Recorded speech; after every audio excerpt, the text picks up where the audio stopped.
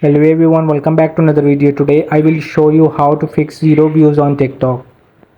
So you can just open the TikTok app on this Android device. So now what to do? You will just have to upload a video of sample.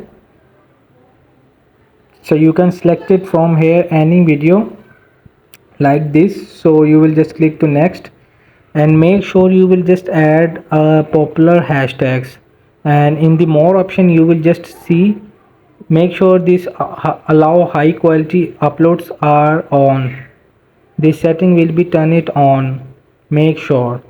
So now go back and just add the some privacy setting, who can view this post. Make sure this post on everyone.